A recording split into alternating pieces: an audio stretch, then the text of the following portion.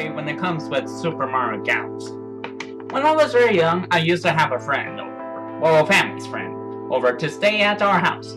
By then, we have a PlayStation 3 and a Wii. I was more fascinated with the Wii for some odd reason. I don't know, maybe it's because of interaction, maybe because it's like an exercise type of gameplay style, or maybe something else I'm not aware of.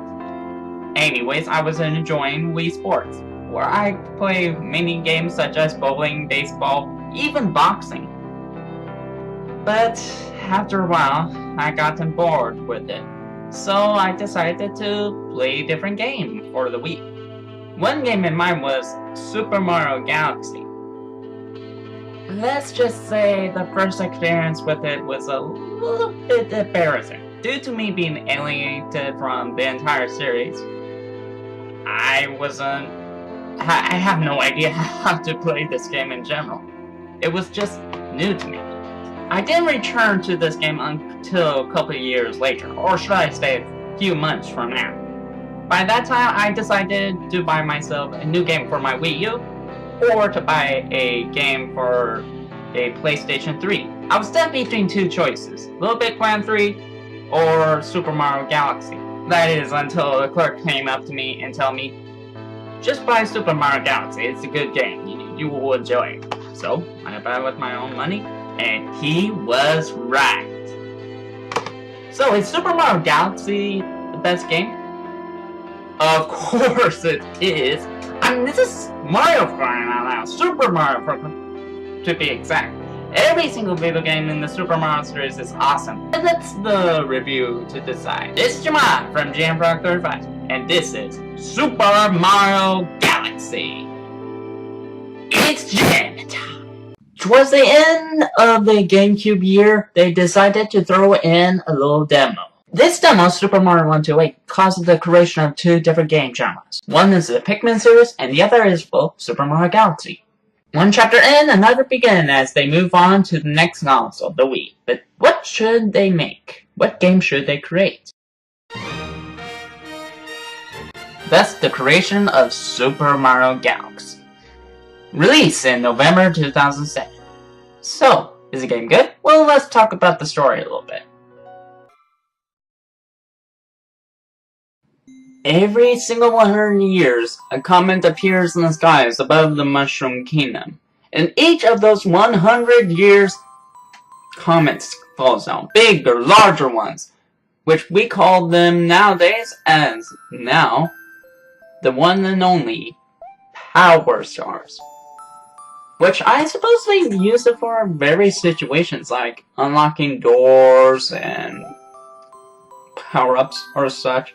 But each and 100 years, they always started to celebrate the Star Festival. On one of the Star Festivals, Princess Peach requested Mario to come to her castle as she wants to give him something. Now, we don't know what this is. It could be anything. I'm probably guessing it's going to be cake. Or maybe something else that made this guy walk a little bit funny. That make me laugh. Anyways, everything seems to be fine. Until...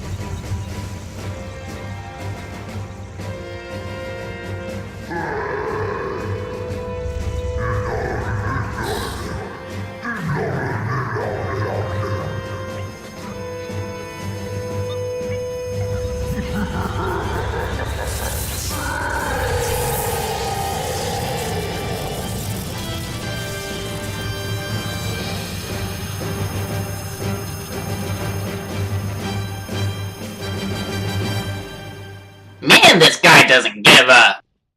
Anyways, he kidnapped the princess yet again, but this time, however, he did things differently. He kidnaps the entire castle with the UFO. Whoa, hold on a moment. Where did he get that UFO? Bowser, where did he get that UFO? Did he borrow it from, I don't know, Tantanga, or maybe those virus creatures, perhaps? What? No answer? Okay, let's move on then. Thankfully, Mario made it to the castle before it was dragged to outer space and tries to rescue the princess yet again.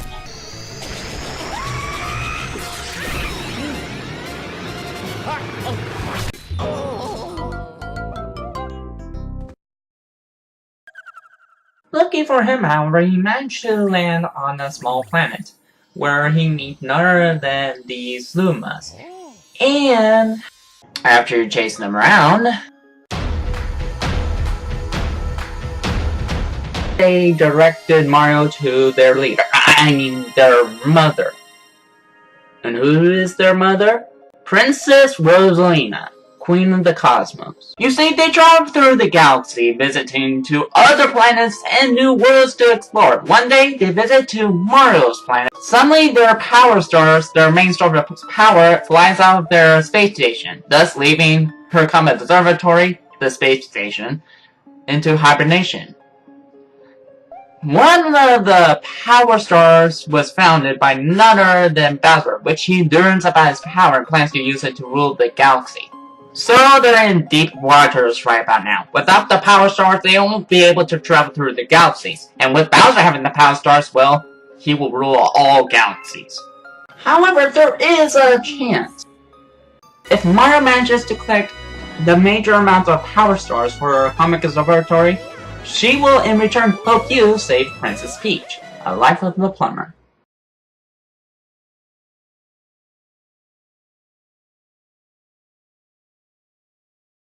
Now here are the main focus about this game. Gravity and Collectathon. But what are you collecting, you may ask? Well, my friend, the answer is quite simple. You are collecting power stars. Of course, it's part of the story. Yes, it definitely sounds familiar to Super Mario 64 and Super Mario Sunshine. But when gravity comes in play, oh, that's a different story. Especially the hub levels, which is the Comet Observatory, by the way. Each and every dome have their own 6 galaxies. One secret one boss, and also a hungry Luma, which I'll talk about that in later subject. Anyways, it feels much more smaller than, let's say, Super Mario 64 and Super Mario Sunshine, but it will do a lot of traveling, which I didn't mind all that much. How to get all the power stars depend on a certain goal. Sometimes it's going through a certain gimmick, facing a boss, doing a little minigame, or maybe a stroll throughout the galaxy to point A to point B. But of course the main focus in Super Mario Galaxy is the gravity, as it is its main gimmick. As you can walk on planets, or be on ceilings or on walls, depending on the choice.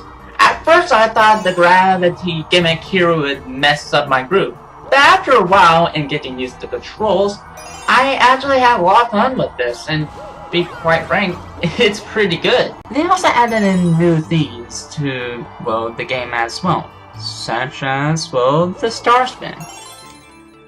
The Star Spin is kind of like your lifesaver / breaking stuff. What it does is you shake the Wii remote and bam!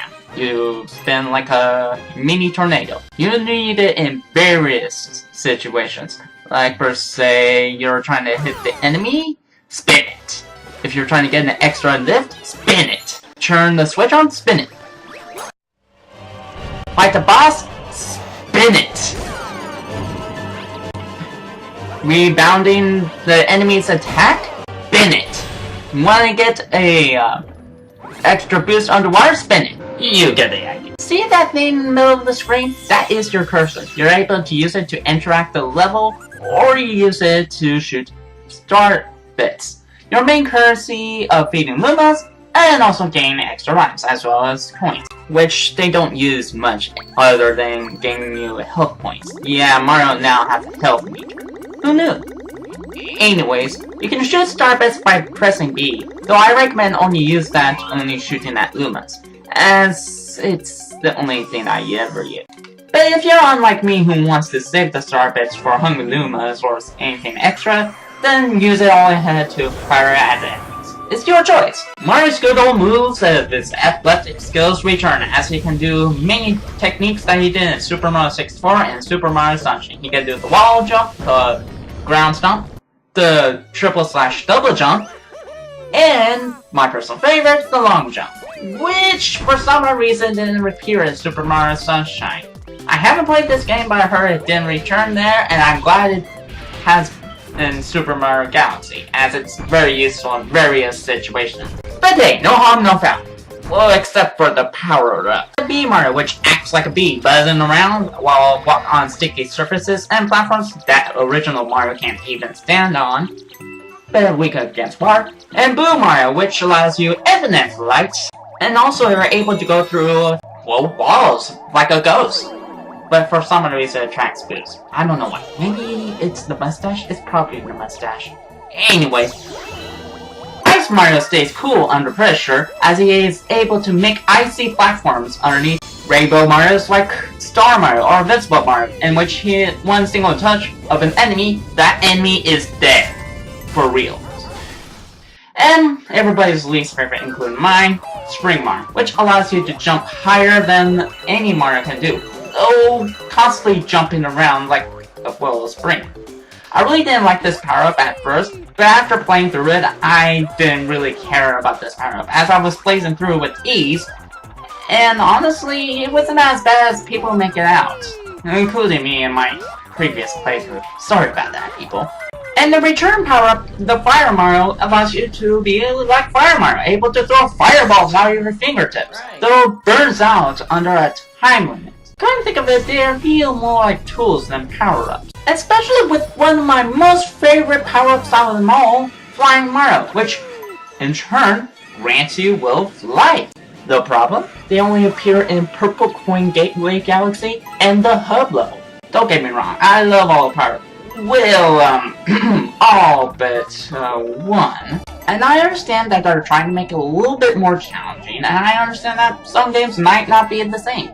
But on the other hand, you're limiting yourself. You're limiting all the power-ups you can possibly use on all levels. Especially Flying Mario, which only appears in 2 areas, might I add. Wouldn't it be cool if you were able to use all power-ups in all galaxies? Probably use them to find secret goodies or something? I don't know, maybe it's just me.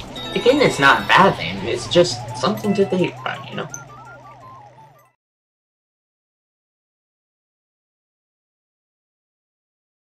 What else can I say about the presentation? Well, all I can say is, wow. I know it's not as powerful as PlayStation 3 or Xbox 360, but there's a difference to make the visuals great by using a lot of power, or making the visuals great by using how much power you have, and Nintendo proves the point. You don't need HD graphics to make the game good, you just need to make the game look good. Let's use Good Egg Galaxy for example. You see the opening scene where you need to know where the star is? And then they show you Mario flying towards the galaxy and land on his feet. And don't get me started with the music. I mean, they're all orchestrated, and some can be sound similar to the retro days as well. But they sound good to the ears. From Honey High's Galaxy calm and peaceful environment,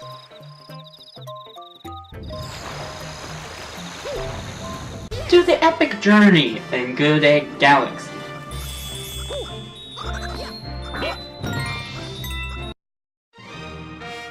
Even the intro sounds so amazing. If it wasn't for the gameplay, then it would be for the music.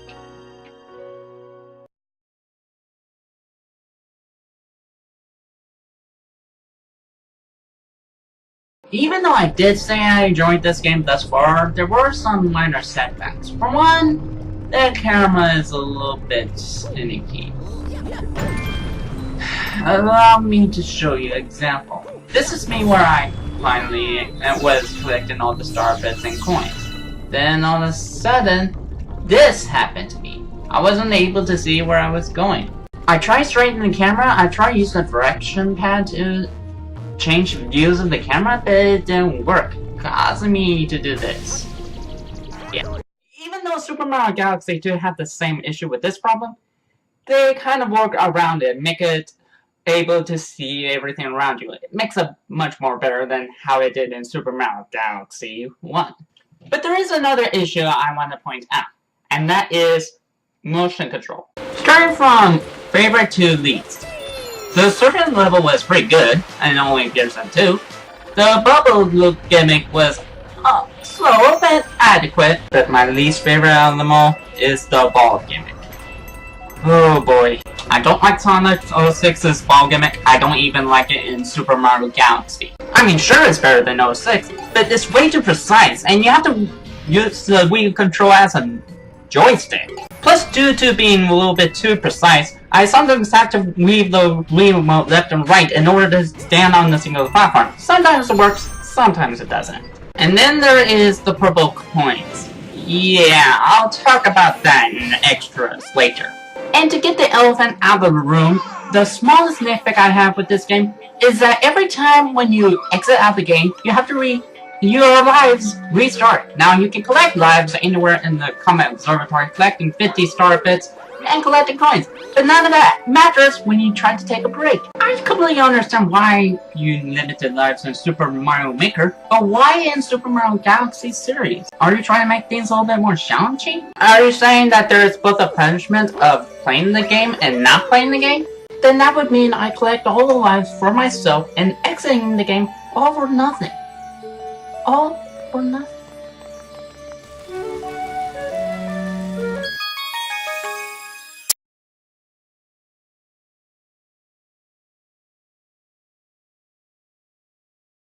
Oh boy, there's a lot of extras I could talk about. I should start off with the main one, Rosalina's backstory. Out of all the characters, Rosalina has her own backstory, and this is actually pretty cool. We never get a backstory of any character at all. It talks about the story of how Rosalina met the very first Luma and their journey throughout space. If you want to know more about this story, you could play the game, collect 120 stars, and you would get chapters along the journey. Or you can watch a random YouTuber that has the story completed, just in case. But the extras don't end here, as you have the Prankster Con.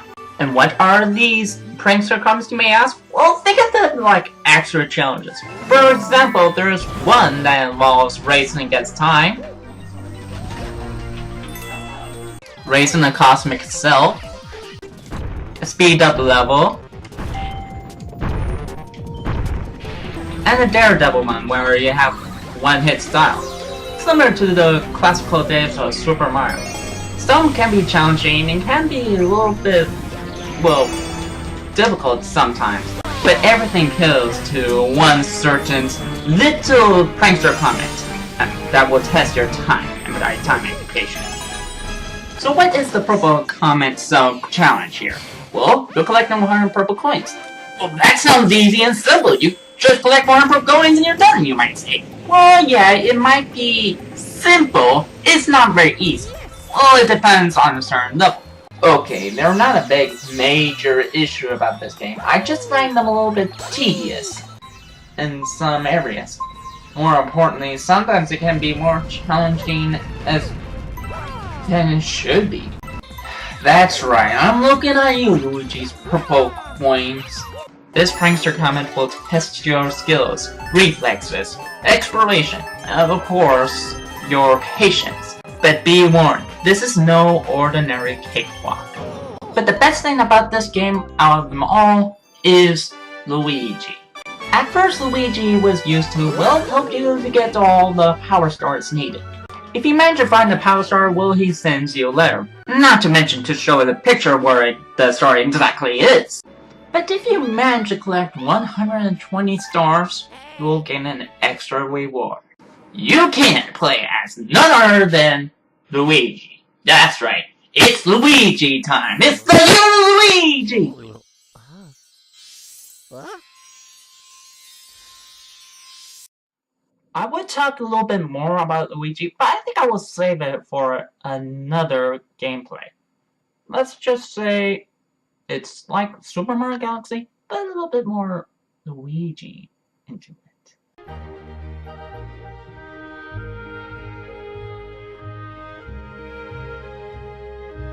Super Mario Galaxy is a great game, and I recommend to anyone. Not only because it's a Mario game, but it gives it a little bit uniqueness. You'll have fun with the gravitational effect, and, well, it's a blast. Pun not intended, of course. Sure, there is a little bit of mishaps with the motion control, or more basically the ball gimmick, and the purple coins might be a little bit tedious.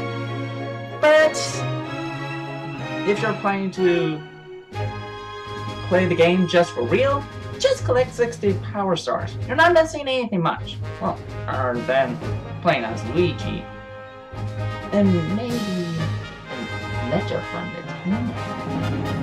However, if you're planning to be a completionist, like myself, be warned. Not only that there are some levels that you might enjoy, and there might be gimmicks in there, like motion control for example, you might not like. And the purple coins can be a little bit tedious. It will take a lot of time, patience, and a little bit of breaks here and there. Trust me when I say this, you do not want to try to complete the game throughout the entire day with no breaks. It's impossible to do. Unless if you're one of those people who completes the game in one day. Congrats, man. You completed the game. But Super Mario Galaxy is a venture out there in outer space, a world of unknown possibilities, and I would recommend anyone to play it. But did you know that Super Mario Galaxy was actually trying to enact in downloadable content, but then returned to another game? Yeah, I'm talking about Super Mario Galaxy 2. But a later topic in another time. Awesome job! This is Ryan from JamPark35. If you like this video, please place a like, comment, and subscribe for more videos to come. And have a ripping time. Bye, everyone! Take on